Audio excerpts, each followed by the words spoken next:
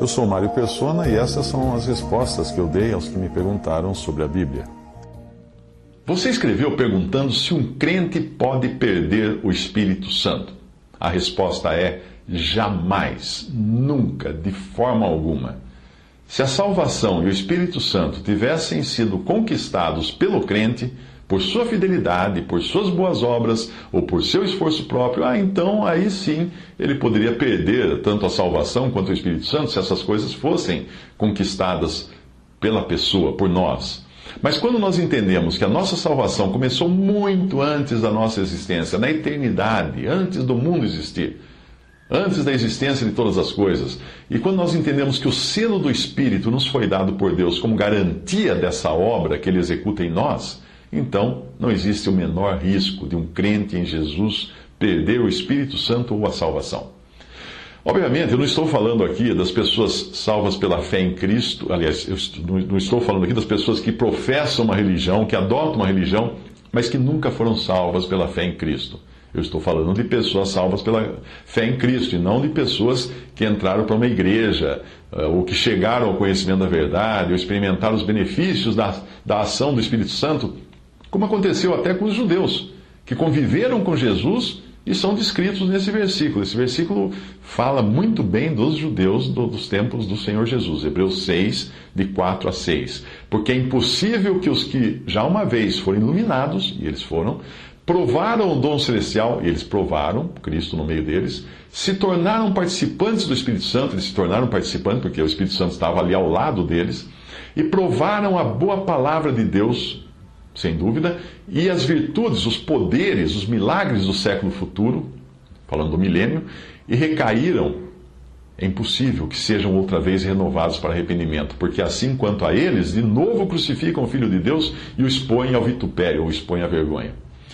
Um bom exemplo das pessoas descritas no versículo que eu acabei de citar é Judas. Ele teve tudo isso, mas ele nunca creu de verdade e nem foi habitado pelo Espírito Santo, mesmo porque a habitação do Espírito Santo no crente só passou a acontecer depois de Atos 2 e apenas com os verdadeiros salvos. Portanto, para entender por que a salvação é algo definitivo e impossível de você perder, é preciso entender que ela não começou no momento em que você creu em Cristo, mas muitas eras antes. Veja esse versículo, João 17, de 2 a 3. Assim como lhe deste poder sobre toda a carne, para que dê a vida eterna a todos quantos lhe deste, e a vida eterna é esta, que te conheçam a ti só, por único Deus verdadeiro, e a Jesus Cristo a quem tu enviaste. Efésios 1:4. Como também nos elegeu nele antes da fundação do mundo, para que fôssemos santos e irrepreensíveis diante dele em amor. João 15,16, Senhor Jesus dizendo: não me escolhestes vós a mim, ele falando para os discípulos, mas eu vos escolhi a vós, e vos nomeei, para que vades e deis frutos e o vosso fruto permaneça. Portanto, não houve um dia na nossa vida quando nós tivemos assim, aquela grande sacada, aquela grande ideia de crer em Jesus. Uau, agora eu tenho que crer. Não houve esse momento que a ideia foi nossa. A história da salvação de cada salvo começou antes dos tempos, na eternidade, antes de existir o universo. Começou na glória, quando o Pai deu ao Filho aqueles que haveriam de crer nele. É assim. Então, depois de consumada a obra de Cristo com a sua morte e ressurreição, o Espírito Santo encheu aqueles que haveriam de crer em Cristo com a água da palavra e o Senhor a transformou em vida, como é figurado nas bodas, no casamento de Caná, em João 2. Uma vez que você tenha recebido vida do alto, e isso é o novo nascimento, você que antes era inimigo de Deus e incapaz de buscar a Deus, porque Romanos 2 fala que não há quem busque a Deus. Então, uma vez que você foi tocado, recebeu vida, nasceu de novo, você creu em Jesus. E aí você foi selado com o Espírito Santo da promessa. O selo do Espírito é a garantia de Deus de que tal pessoa jamais se perderá, assim como um selo numa carta é a garantia de que a carta chegará ao destino. Efésios 1, de 13 a 14, em quem também vós estáis, depois que ouvistes a palavra da verdade, o evangelho da vossa salvação, e tendo nele também crido, fostes selados com o Espírito Santo da promessa, o qual é o penhor ou garantia da nossa herança para a redenção da possessão adquirida para o louvor da sua glória. Não somos nós que nos selamos a nós mesmos. É Deus quem nos sela com o Espírito Santo. 2 Coríntios 1, 21 a 22, mas o que nos confirma convosco em Cristo e que nos ungiu é Deus, o qual também nos selou e deu o penhor do Espírito em nossos corações. 2 Coríntios 5, 5, ora, quem para isto mesmo nos preparou foi Deus, o qual nos deu também o penhor do Espírito. Em todo o processo da salvação, da eleição, lá na eternidade, passando pelo novo nascimento, até a chegada ao céu, não existe um átomo sequer de obra humana, pois se existisse, nós teríamos de que nos gloriar. Efésios 2, de 8 a 9 diz, porque pela graça sois salvos mediante a fé. E isto não vem de vós, é dom de Deus, não vem das obras, para que ninguém se glorie. Efésios 4, 30, e não entristeçais o Espírito Santo de Deus, no qual estáis selados para o dia da redenção, para o dia do resgate.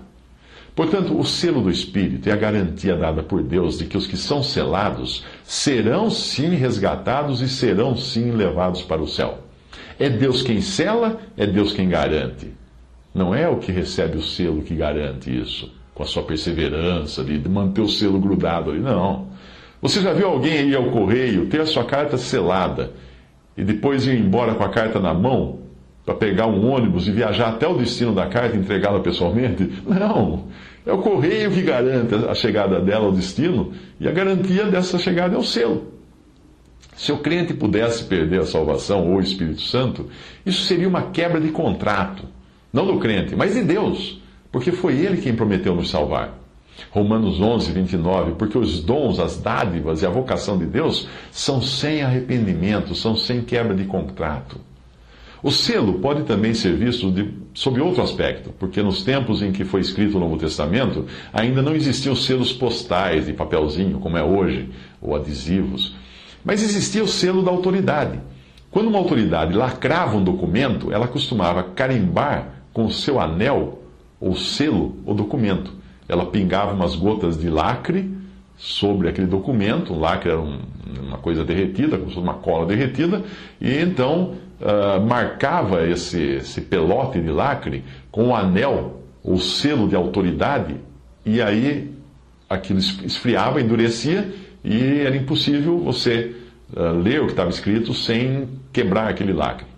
Era como um carimbo, que mesmo aplicado, só que não aplicado com uma tinta, mas aplicado com um material que colava ali e deixava a marca. O selo tinha o objetivo de autenticidade, de provar que aquele documento, ou o que quer que fosse, pertencia àquela autoridade, a autoridade que emitiu o documento.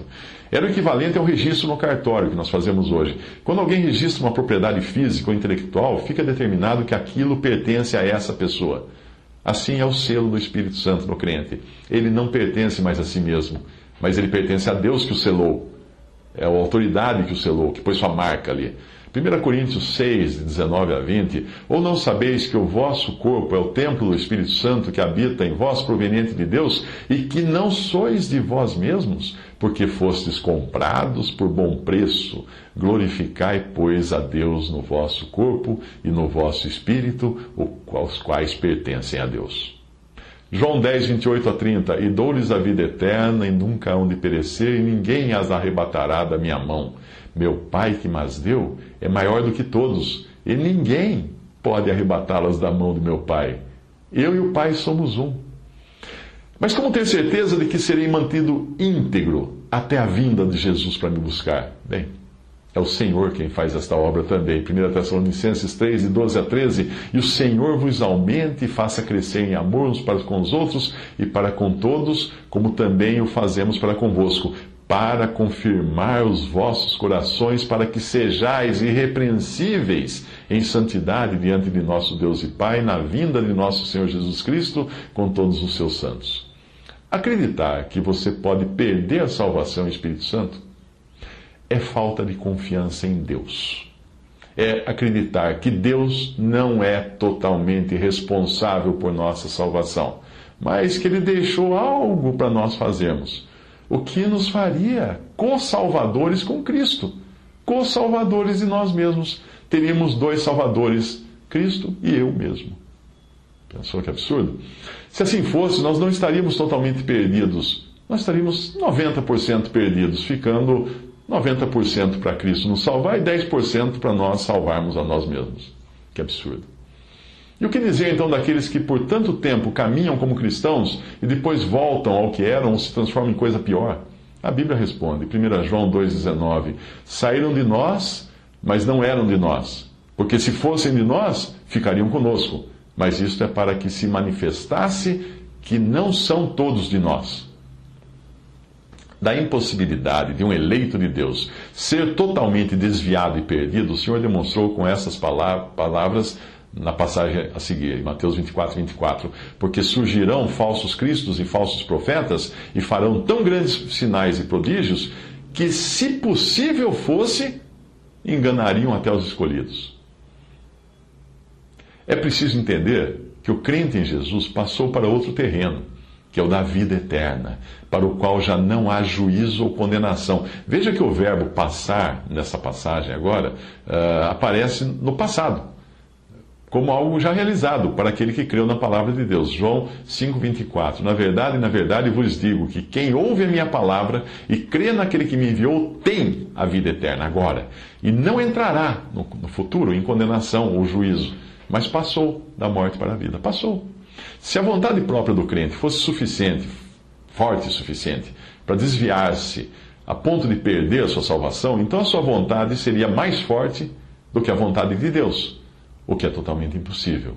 Porque em João 6, 39 e 40, o Senhor Jesus disse: a vontade do Pai que me enviou é esta, que nenhum de todos aqueles que me deu se perca, mas que eu ressuscite no último dia. Porquanto a vontade daquele que me enviou é esta, que todo aquele que vê o Filho e nele crê, tenha a vida eterna, e eu o ressuscitarei no último dia. De todas essas passagens, nenhuma talvez seja tão veemente quanto Romanos 8, para mostrar a imutabilidade da nossa salvação. Longe de ser uma atitude humilde, o crente que acha que pode perder a sua salvação ainda não descansou totalmente na obra de Cristo, ainda não creu completamente no que Deus falou. Romanos 8, 28 a 39. E sabemos que todas as coisas contribuem juntamente para o bem daqueles que amam a Deus, daqueles que são chamados segundo o seu propósito, o propósito de Deus. Porque os que dantes conheceu, também os predestinou para serem conformes à imagem de seu Filho, a fim de que ele seja o primogênito entre muitos irmãos. E aos que predestinou, a esses também chamou. E aos que chamou, a esses também justificou. E aos que justificou, a esses também glorificou. Que diremos, pois, a estas coisas? Se Deus é por nós, quem será contra nós? Percebe? Nem nós mesmos podemos ser contra nós. Mas continuando. Aquele que nem mesmo a seu próprio Filho poupou, antes o entregou por todos nós, como nos não dará também com ele, com Cristo, todas as coisas? Quem intentará acusação contra os escolhidos de Deus? É Deus quem os justifica. Quem é que condena? Pois é Cristo quem morreu, ou quem é que condenará? Pois é Cristo quem morreu, ou antes quem ressuscitou dentre os mortos, o qual está à direita de Deus e também intercede por nós. Quem nos separará do amor de Cristo? A tribulação, a angústia, a perseguição, a fome, a nudez, o perigo, a espada? Como está escrito, por amor de ti somos entregues à morte todo dia. Somos reputados como ovelhas para o matadouro, mas em todas estas coisas somos mais do que vencedores, por aquele que nos amou, e não por nós mesmos. Porque eu estou certo de que nem a morte, nem a vida, nem os anjos, nem os principados, nem as potestades, nem o presente, nem o porvir, nem a altura, nem a profundidade, nem alguma outra criatura nos poderá separar do amor de Deus que está em Cristo Jesus, nosso Senhor. Eu deixo para você alguns versículos que nos dão a certeza da salvação eterna e inabalável que nós recebemos depois que cremos em Jesus. 1 João 2,19. Saíram de nós, mas não eram de nós, porque se fossem de nós ficariam conosco, mas isto é para que se manifestasse que não são todos de nós.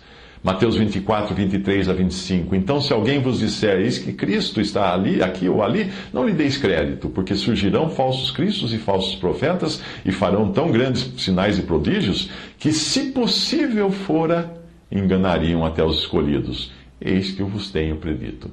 João 5, 24. Na verdade, vos digo que quem ouve a minha palavra e crê naquele que me enviou, tem a vida eterna, e não entrará em condenação ou juízo, mas passou da morte para a vida.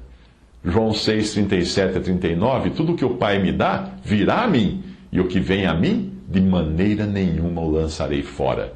Porque eu desci do céu não para fazer a minha vontade, mas a vontade daquele que me enviou. E a vontade do Pai que me enviou é esta, que nenhum de todos aqueles que me deu se perca, mas que eu ressuscite no último dia. João 10, de 3 a 5. A este o porteiro abre, as ovelhas ouvem a sua voz e chama pelo nome as suas ovelhas e as traz para fora. E quando tira para fora as suas ovelhas, vai adiante delas, e as ovelhas o seguem, porque conhecem a sua voz. Mas de modo nenhum seguirão o estranho, antes fugirão dele, porque não conhecem a voz dos estranhos. João 10, 27 a 29. As minhas ovelhas ouvem a minha voz, e eu conheço-as, e elas me seguem. E dou-lhes a vida eterna, e nunca hão de perecer, e ninguém as arrebatará das minhas mãos. Meu Pai que mas deu é maior do que todos, e ninguém pode arrebatá-las das mãos de meu Pai. Romanos 8, de 1 a 2. Portanto, agora, nenhuma condenação há para os que estão em Cristo Jesus. Romanos 8, 33. Quem tentará acusação contra os escolhidos de Deus? É Deus quem os justifica. Romanos 11, 29. Porque os dons e a vocação de Deus são sem arrependimento. 1 Coríntios 1, 8. O qual vos confirmará também até o fim, para serdes irrepreensíveis no dia de nosso Senhor Jesus Cristo. 1 Coríntios 3,15. Se a obra de alguém se queimar, sofrerá detrimento, mas o tal será salvo, todavia como que pelo fogo. 2 Coríntios 1, 21 a 22. Mas o que nos confirma convosco em Cristo e o que nos ungiu é Deus, o qual também nos selou e nos deu o penhor do Espírito em nossos corações. 2 Coríntios 5, 5. Ora, quem para isso mesmo nos preparou foi Deus, o qual nos deu também o penhor do Espírito. Efésios 1, 14. O qual é o penhor da nossa herança, o Espírito Santo, para a redenção da possessão de Deus, para o louvor da sua glória. Filipenses 1, 6. Tendo por certo isto mesmo, que aquele que em vós começou a boa obra, a aperfeiçoará até o dia de Jesus Cristo. Colossenses 3, 4. Quando Cristo, que é a nossa vida, se manifestar, então também vós vos manifestareis com Ele em glória. 1 Tessalonicenses 5, 23. E o mesmo Deus de paz vos santifique em tudo, e todo o vosso espírito e alma e corpo sejam plenamente conservados irrepreensíveis para a vinda de nosso Senhor Jesus Cristo. 1 Tessalonicenses 5, 24. Fiel é o que vos chama, o qual também o fará. Hebreus 10, 14. Porque com uma só oblação aperfeiçoou para sempre os que são santificados. Hebreus 10, 39. Nós, porém, não somos daqueles que se retiram para a perdição, mas daqueles que creem para a conservação da alma. 1 João 3, 9. Qualquer que é nascido de Deus não comete pecado, porque a sua semente permanece nele, e não pode pecar porque é nascido de Deus. Falando aí da nova natureza que nós já temos agora, que ele não peca. Temos a carne que peca, mas a nova natureza não. 1 João 5, 4. Porque todo o que é nascido de Deus vence o mundo, e esta é a vitória que vence o mundo, a nossa fé. 1 João 5, 13. Estas coisas vos escrevi para que saibais que tendes a vida eterna, e para que creiais no nome do Filho de Deus. 1 João 5, 18. Sabemos que todo aquele que é nascido de Deus não peca, mas o que de Deus é gerado conserva-se a si mesmo, e o maligno não lhe toca. 1 Pedro 1,5. Que pelo poder de Deus sois guardados mediante a fé para a salvação que está preparada para se revelar no último tempo.